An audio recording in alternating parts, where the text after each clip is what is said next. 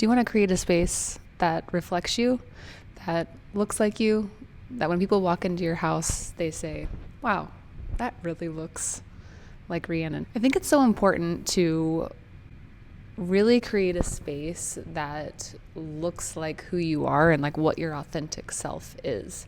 And so I think sometimes some of that message gets lost, and what's important and what we kind of get stuck in the trap of is, having everything that matches. Or I know I fell to that, years back when I started in interior design and started going down this path of actually caring what I look like my house looked, and also just in terms of even having the ability to buy things for my house. Whether that was renting, I've rented many places throughout my life. I've lived in a lot of different, whether it's apartments or rental houses. And then now I'm fortunately in the place that I own a home. But I think it's really important to just think about those things that you're bringing into your home from an intentional purpose and how they make you feel, and the things that really make you who you are, and pieces that when someone comes in, they say, wow, that is and that reflects that person, and it's really authentic to yourself. So just a couple little spaces that I wanted to show and I love videos like this personally. This is a lot of the type of content that I really love to watch, so I wanted to bring the same type of video to all of you. But so often you see, and you can see this pipistrello lamp here on the floor. This is such a neat way to display something like a lamp. It doesn't have to be an antique or vintage, expensive lamp. You can find a lamp that you can have on the floor that maybe looks unconventional. Sometimes they can be like a wall sconce. Sometimes they can be sitting on a table or a side table. It's just such an interesting way to have a cool lighting fixture in your house that just really, I think, can emphasize your design and your decor and your style. And I'm looking at my laptop and looking at some of the photos that I picked out that you can see here. And this gets talked about a lot, but I think just having really cool, interesting frames, really neat, interesting art. You can go to a thrift store and find really good art. You can buy really neat art on Etsy. I actually have an Etsy store. I sell on Etsy. Some of you probably know me from that, and just my Instagram profile. I do a lot of vintage art. I have a lot of vintage and antique art in my own home and in my own collection. It's really interesting, and it's something that you can even have, that's passed down from you, and maybe it's a piece that's interesting from a grandparent or from parents. But such a neat way to kind of emphasize your authentic self and your authentic style is through art.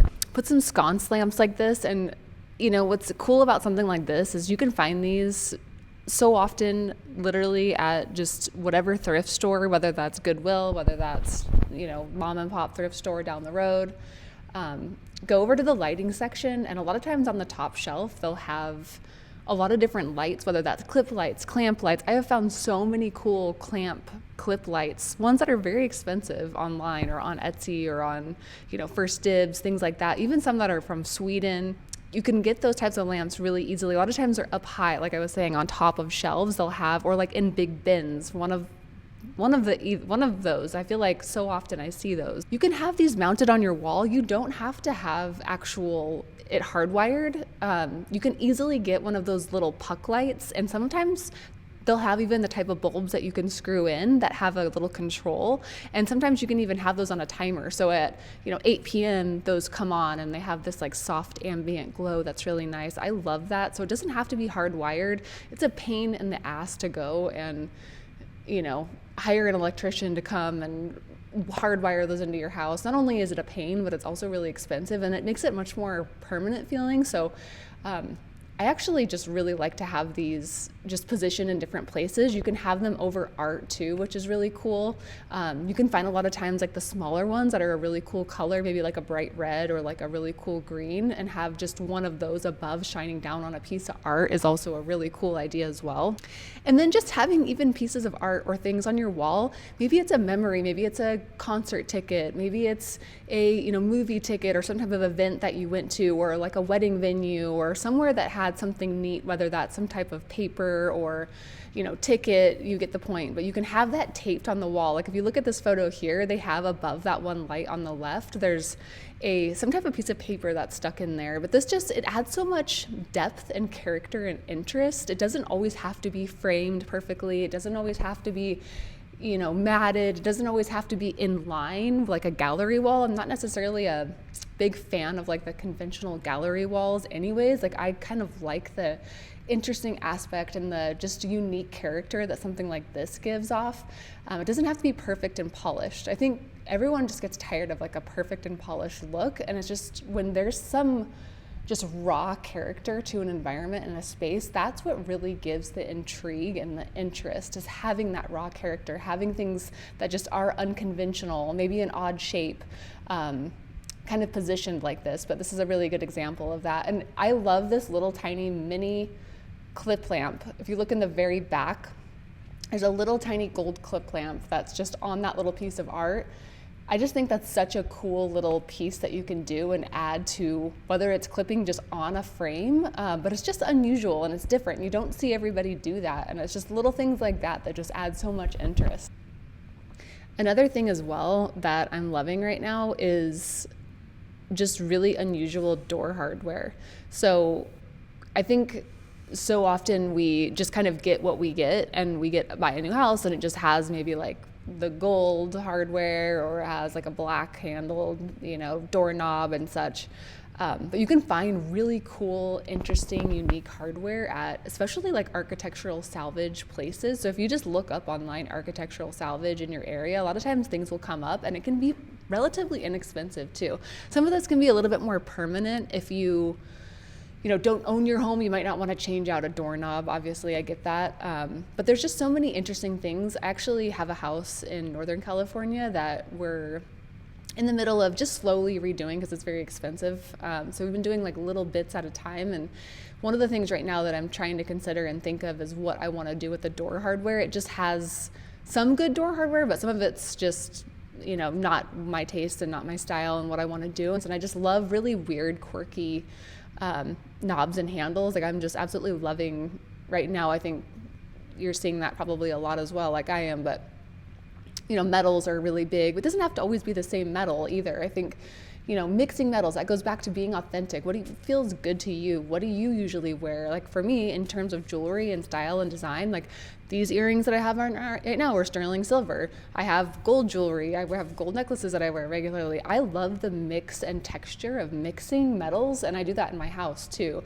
I remember like years ago, I used to think, oh, you can't mix metals, or but you have to have all black metal, or you have to, you can only have brass, or you could only have silver, and that's just not the case. When you mix these types of metals and materials, it just adds for so much visual interest, and then it really becomes authentic to what you are and what your design and what your tastes are.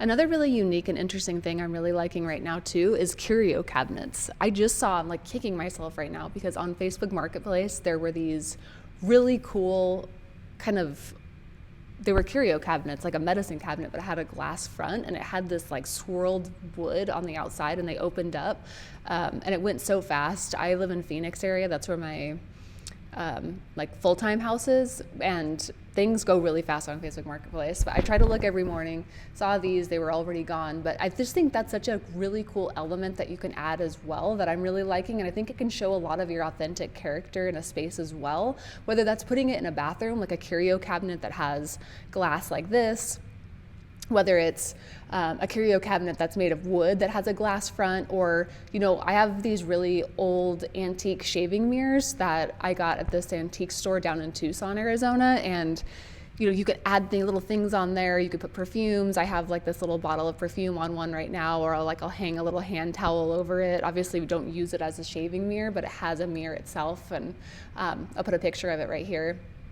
And then it goes back and it really lends itself, like I said, to that authentic character of who you are, and lending your personal space, your personal authentic character into your home, because you can have things that are somewhat displayed. So you could have things in a curio cabinet that doesn't have to necessarily be in a bathroom. It could be in a bedroom, it could be in a guest room, it could be even in your dining room, where it has really cool little glasses that you have collected, or maybe you have one in your bathroom that has rocks and seashells that you've collected. It's just a neat way to display little collections. I'm definitely one I love to collect things, but I also like my collections to be together. They're a collection. I think when you have your collections of things, maybe you collect seashells and you have them just all over your home. I mean, to each their own, but personally, I just feel like in terms of really showing off a curated collection and creating that authentic home, it can look much more polished and much more put together when you have things kind of placed together like this. And it just, when people come into your home, it's a really cool way for people to kind of get to know you and see the things that you like and show off your interest and your unique style by having things that are, you know, carefully curated in the same collection or area. So I think curio cabinets, there's so many different styles. There's really cool old like metal ones that doesn't necessarily even have to have like a glass front to it. I just think it's a cool way to actually show off your collections if it does have a glass front, but you could have it as a medicine cabinet. You could have it by your back door to your garage where you put keys and things like that as well. And a lot of them come in like really cool, you know, colors that have been painted. Maybe they're like years old as well. So just another really neat way to kind of display certain things and really add interest to a space. The last one I want to talk about is candle sconces. And so I'm a big candle person in general. I love candles. I have candles lit probably pretty much every day. I love just like pillar candles, taper candles. I mean, you can get a lot of really good candles even at thrift stores too. It doesn't have to be, I mean, sometimes candles are kind of expensive. I'm not really one to buy like high-end candles. I even went through a phase for quite a while where I was making a bunch of my own candles and kind of went down that path of just, and then I had candles all the time because I was making them. Not necessarily an inexpensive, because you know, soy wax, and when you're using good ingredients and good true materials, it can be expensive as well. But a really cool, I think, authentic way to show off your own character and self too is by scent, right? And so when someone comes into your home and there's a scent, maybe you have a particular scent that you really personally love. For me, I love rose and I love wood scents combined, like rose and sandalwood is one of my favorites. But that's also a way that, you know, when people come into your space, there's a particular smell, there's an aura of, you know, some type of perfume or some type of home scent. It could be, you know, natural scents as well. It doesn't have to be, you know, synthetic scents. And so really, really great way, I think, to show off your personal taste and style as well as having candle sconces. That can be a candle sconce that's hanging on a wall like this. It can be a candle sconce that is just on a table. What an amazing way to have a candlelit, you know, meal, even with a friend or with a loved one, is having a couple candles. I actually love and have done that with my kids before, where I just light taper candles on the table when they have like a friend over, and it creates such a memory. You know, those are like the little tiny things that you can do to really make an impact. And I love those little things. When someone comes to your house, it'll be authentically you. That will be a memory that they think of you, they place on you, they know that you love, and they have that particular scent that when they come into your space or come into your home, you know, there's a scent that you have within your home. And I think it really puts off an aura of who you are and allows you to be authentic in that space as well.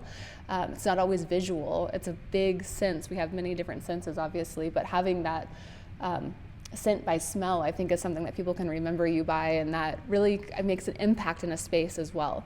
So that was the last one I wanted to chat on. I am excited to be here, you guys, and excited to make these videos. I've been asked to do this by a couple different people.